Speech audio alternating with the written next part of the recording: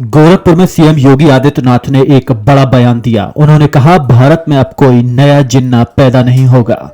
जाति भाषा के नाम पर लोगों को बांटने की कोशिश की जा रही है, लेकिन अगर ऐसा कोई जिन्ना पैदा होता है तो उसे दफन करना होगा।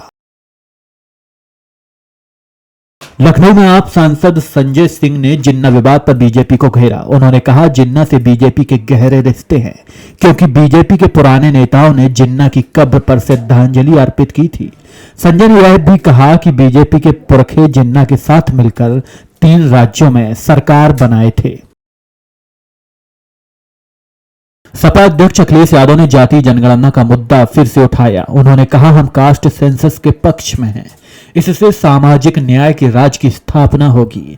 हम इस लड़ाई को आगे बढ़ाएंगे। अखिलेश ने बिहार के रायपुर में बीजेपी पर हमला किया। कहा, बीजेपी लाभ की जगह पर रिमोट रखती है। डबल इंजन सरकार में गांजा और शराब सप्लाई की जा रही है।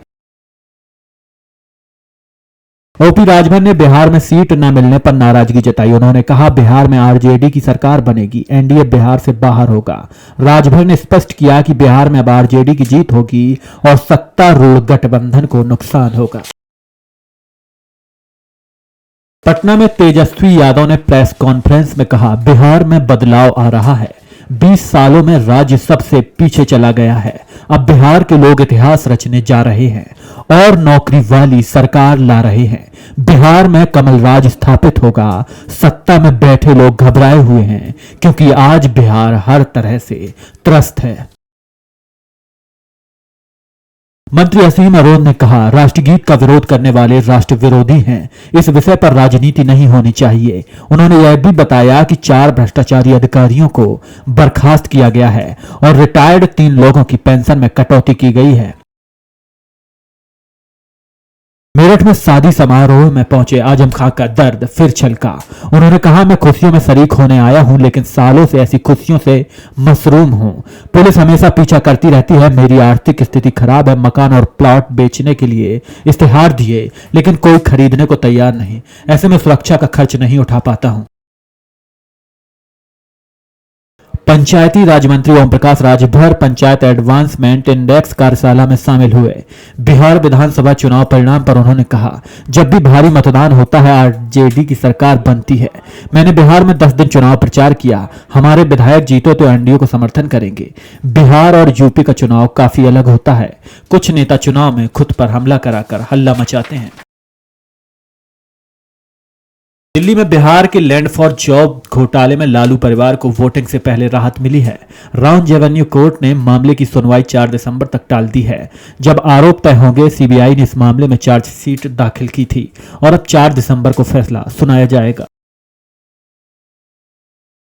सपा अध्यक्ष अखिलेश यादव ने बीजेपी सरकार पर कड़ा हमला किया। उन्होंने कहा, नोटबंदी और जीएसटी गलत थे। चीन से कारोबार बढ़ाना भी गलत है, जबकि चीन का सामान भारत आ रहा है।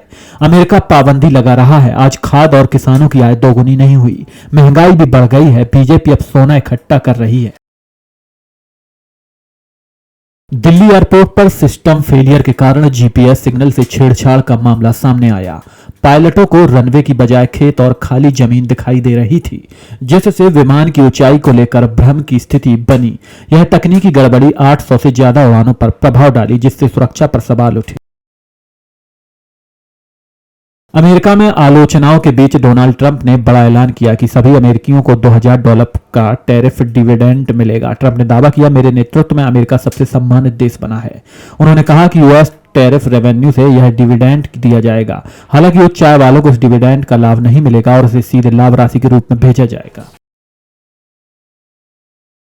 फरीदाबाद में देश में एक बड़े आतंकी साजिश को नाकाम किया गया। डॉक्टर आदिल की निशानदेही पर 300 केजी आरडीएक्स बरामद किया गया, जिसे जम्मू कश्मीर पुलिस ने पकड़ा। आदिल को सहारनपुर से गिरफ्तार किया गया, जहां उसके लॉकर से AK-47 भी मिला था। उसके साथ ही मुजाम्मिल के घर से भी आरडीएक्स बरामद हुआ। आदिल आतंकियों के समर्थन में पोस्टर भी लगा चुका था। मुख्यमंत्री योगी आदित्यनाथ ने सरदार पटेल को नमन करते हुए कहा, दुनिया में सबसे ऊंची सरदार पटेल की प्रतिमा है। पीएम मोदी दुनिया के सबसे लोकप्रिय नेता हैं। राष्ट्र से बढ़कर कुछ भी नहीं है और लोगों के लिए मत और मजहब ऊपर है। वंदे मातरम का विरोध करना बेईमानी है। सपा एमएलसी किरणपाल कश्यप ने बिहार चुनाव पर अपनी प्रतिक्रिया दी। उन्होंने कहा, बिहार में बीजेपी सहयोगी दलों में खींचतान चल रही है। बिहार में इंडिया गठबंधन की सरकार बनने जा रही है। यह चुनाव नेताओं का नहीं बल्कि जनता का चुनाव है। लखनऊ में डिप्टी सीएम ब्रजेश पाठक ने अखिलेश यादव पर तंज कसते हुए अखिलेश यादव कुर्सी से दूर होने के कारण बौखला गए हैं। वह भारत माता का विरोध करने पर उतर आए हैं। बिहार में जाति गोलबंदी में वे सफल नहीं हुए। बिहार में एनडीए प्रचंड बहुमत से सरकार बनाने जा रही है। जातिवाद का जहर अब कभी सफल नहीं होगा।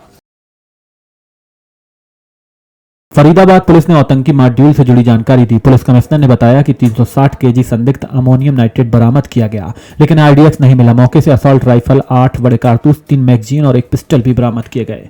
अब तक 2 डॉक्टरों को गिरफ्तार किया गया और किराए के कमरे से विस्फोटक बरामद किया गया। AK-47 राइफल नहीं मिली।